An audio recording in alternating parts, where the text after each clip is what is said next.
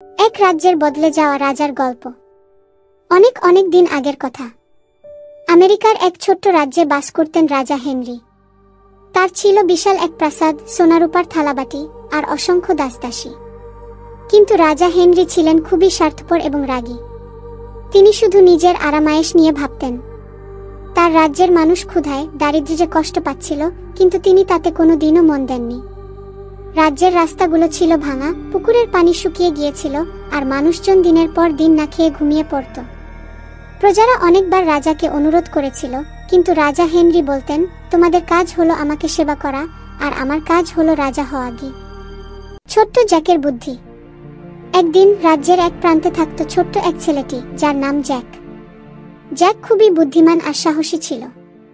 সে দেখল তার মা বাবা সারাদিন পরিশ্রম করেও তেমন খাবার আনতে পারছেন না। তার বন্ধুদের স্কুলে যাওয়ার কোনো সুযোগ নেই। জ্যাক ভাবল, কেউ যদি রাজার মন না পাল্টাতে পারে, তাহলে আমাকেই কিছু করতে হবে। জ্যাক একটি ছোট্ট বাক্স তৈরি করল। সেই বাক্সে সে রাজ্যের মানুষের জীবন নিয়ে আঁকা কয়েকটি ছবি রাখল।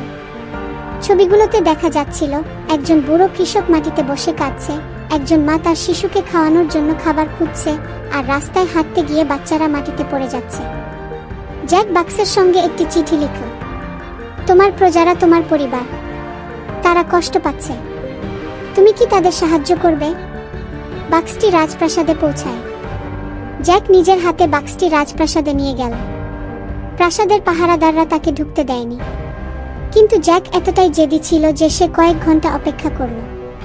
শেষে এক দাসী এসে রাজাকে বলল, এক ছোট ছেলে আপনাকে একটা উপহার দিতে এসেছে। রাজা উপহারটি দেখে অবাক হলেন। তিনি ভাবলেন, একজন সাধারণ প্রজা আমাকে উপহার পাঠিয়েছে, এ কি হতে পারে? যখন তিনি বাক্স খুললেন, তখন তার চেহারার ভাব বদলে গেল। ছবিগুলো দেখে এবং চিঠি পড়ে তিনি কিছুটা চিন্তিত হয়ে পড়লেন। তিনি সারা রাত ঘুমাতে পারলেন না। ছবিগুলো বারবার তার মনে ভেসে উঠছিল। ভিডিও শুরু করা আগে বন্ধুরা, তোমরা যদি মা বাবাকে ভালোবাসো, ভিডিওতে লাইক আর সাবস্ক্রাইব কর। রাজার শিক্ষা শুরু। পরদিন রাজা ঠিক করলেন তিনি নিজেই তার রাজ্য দেখতে যাবেন। তিনি সাধারণ পোশাক পরে রাজ্যের গ্রামগুলোতে ঘুরতে বের হলেন। সেখানে গিয়ে তিনি দেখলেন তার প্রজারা কত কষ্টে দিন কাটাচ্ছে। একজন বৃদ্ধা রাজাকে বললেন, রাজামশাই, আমরা খেতে পাই না, আমাদের মাঠে কাজ করার জন্য ভালো কোনো যন্ত্র নেই। একজন ছোট ছেলে বলল, রাজা, আমরা স্কুলে যেতে চাই, কিন্তু আমাদের কোনো স্কুল নেই। রাজা প্রথমবারের মতো বুঝতে পারলেন তার প্রজারা কতটা কষ্টে আছে। রাজার পরিবর্তন। রাজা হেনরি প্রাসাদে ফিরে এসে একটি নতুন ঘোষণা দিলেন।